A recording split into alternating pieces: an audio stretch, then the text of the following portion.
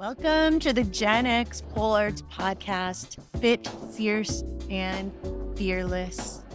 I am Zen, also known as Nancy Adzentovich, the founder of Gen X Pole Arts. We are going to be celebrating the strength, resilience, and potential of women over 40 in the vibrant world of pole dance. I'm excited to embark on this empowering journey with you guys. And each week, we will connect with inspiring women who are redefining what it means to thrive in their 40s and beyond. From incredible stories of personal transformation to tips on building strength and confidence, we'll explore the boundless possibilities that pole dancing offers for self-expression and empowerment. Whether you're a seasoned dancer or just curious about the journey, there's a place for you here. So grab a cup of coffee, a sparkling water, whatever turns you on, and get comfortable. Let's celebrate the incredible power of women who are embracing their passions and pushing boundaries at every age. And don't forget to subscribe and join our community on social media. All right, now let's dive into today's episode. Welcome to the Fit, Fierce, and Fearless podcast, episode 40. 40. How'd we get here, y'all? 40 episodes. Wow. I am Zen, your host.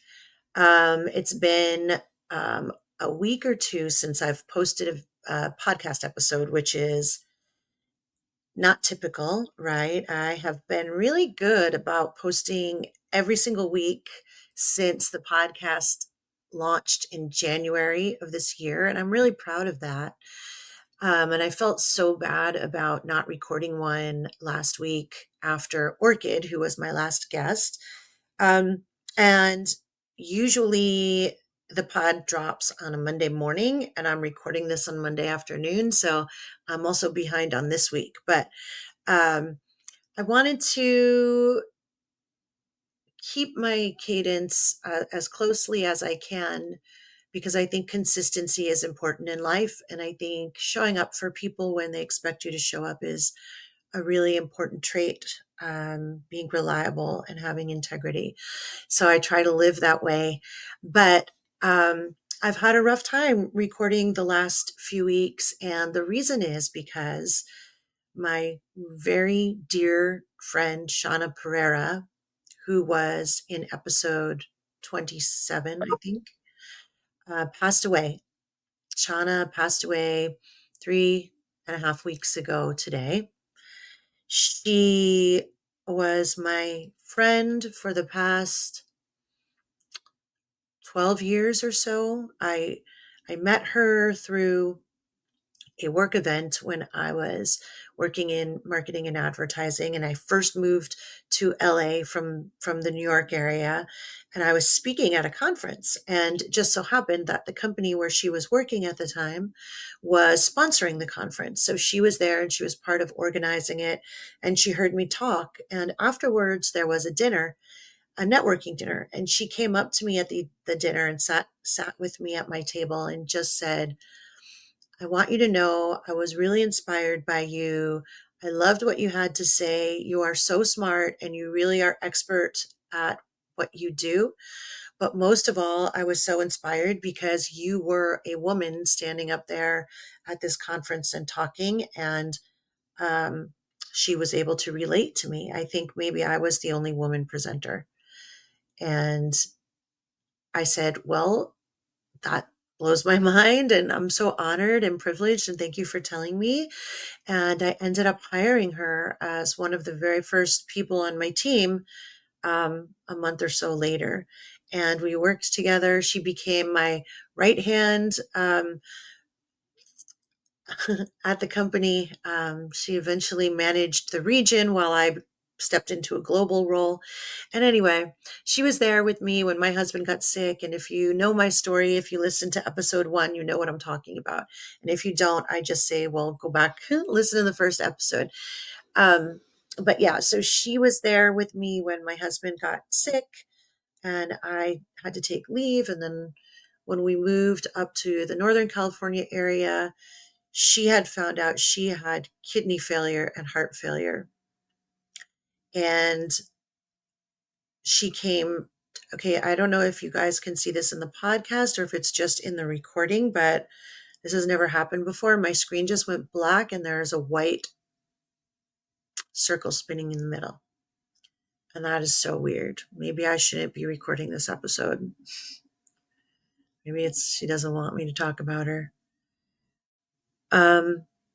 Anyhow, she stayed with us for a little while he was sick and right before he had his transplant. So that was really weird.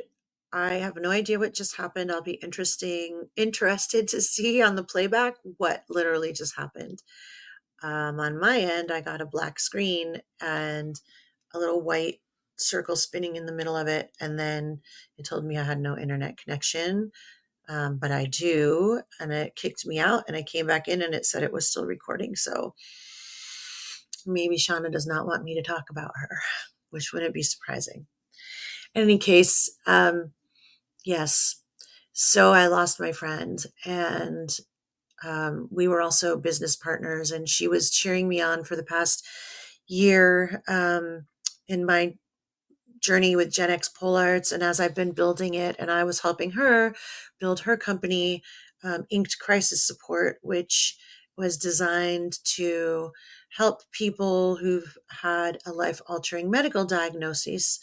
And we were working together on positioning and funding and so many different things. And every day we just would remind each other that we're going through challenging times right now, financially and otherwise, but everything would work out in the end. So to lose that person who kind of is your partner in belief and hope that things are going to work out is, yeah, it shook me. And I didn't expect it to impact me the way that it has. So what I'm going to do right now is share.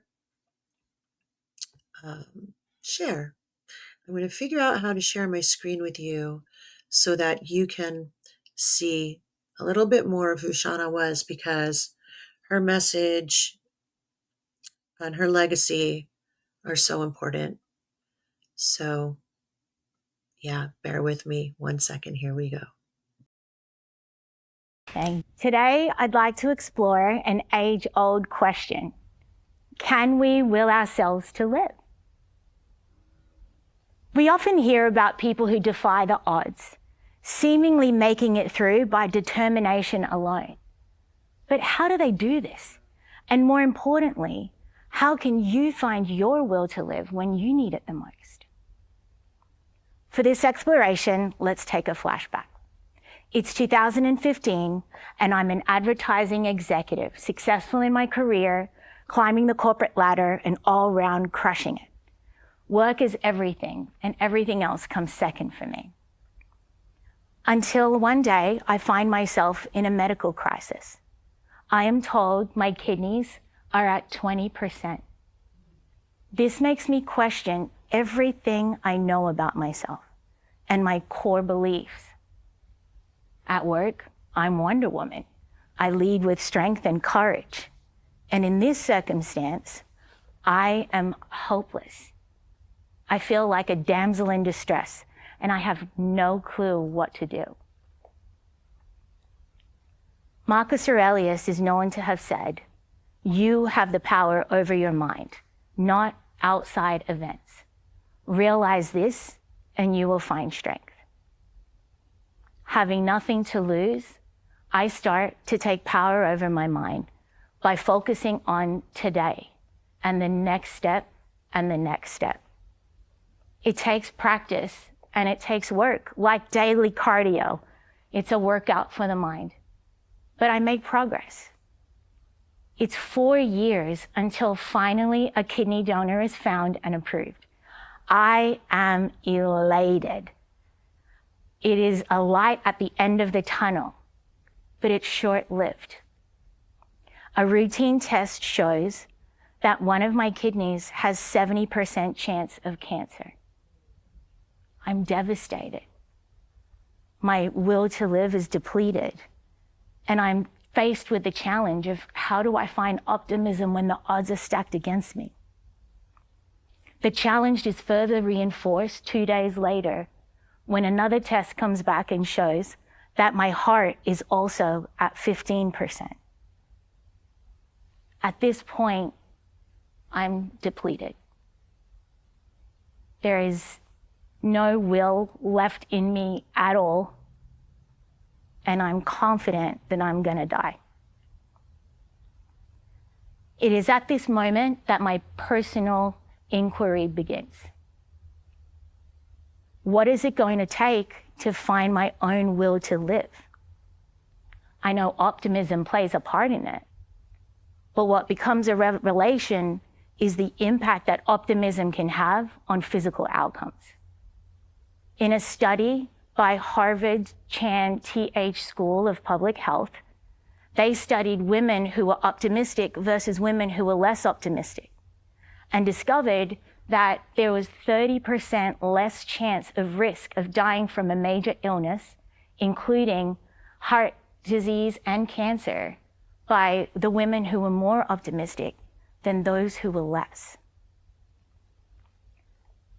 While I am desperate, I know that for me to survive, I'm going to have to dig deep and find some kind of optimism.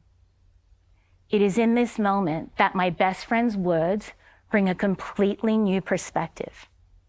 She envisages a world in which I receive a heart and kidney transplant at Christmas as a Christmas miracle. And she believes it with every part of her entire being. I don't believe it as much, but it is at least an opening that allows me to shift from feeling hopeless to cautiously optimistic, and from feeling desperate to having a little bit of hope. But being an executive in this corporate world, I know that a vision alone isn't going to cut it, that you need an action plan behind something to deliver success. And that's where I discover pragmatic optimism, the art of having an optimistic view of the future, of a positive outcome, while also having a pragmatic view on what actually needs to get accomplished to get there. This is the key that ignites a whole new surge of energy, not just for me, but also for my friends and family and for my doctors. And it launches a pursuit to save my life. And it works. It happens exactly as she has prophesized it, and I receive my heart and kidney at Christmas.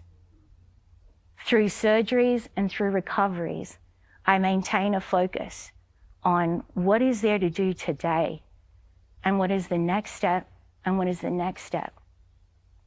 I maintain a level of pragmatic optimism, and even just a little bit of it, to show what is the vision for the future in which we are holding on to, and what are the actions that we know we can take today towards that. And the biggest key is that I discover a newfound surrender to death. Death is going to do whatever it's going to do. It is going to come when it comes, it's going to come how it comes, and it is going to come where it comes. And no matter how scared I am about it, it makes no difference to that outcome. So can we will ourselves to live? I believe so. And I believe it takes having a vision for the future in which you are excited about, authentically excited about. Having even just one person speak life into you. Maintaining a level of pragmatic optimism no matter what the circumstances. And a gentle reminder that death doesn't need any help from us. Thank you. Yeah, so that was that was her. Amazing human. And I'm having trouble finding my pragmatic optimism and my sunny disposition. I'm usually the bright person in the room, and lately I've been falling closer to the dark. So yeah, but I'm getting through it, and I am grateful to the pole community and all of you, my Gen X Pole Arts family, the women who've come to my workshops, and all of the guests that have been generous with their time and their stories to be on the podcast. And ironically, if you're watching the video of this podcast, you will notice that my neon Zen Pole light is not lit. And it's because I can't get it to turn on. I don't know why. It's plugged in. I unplugged and plugged it and checked all the connections, and it won't turn on. So I think that is quite literally the story of this episode. I'm trying to turn my light back on.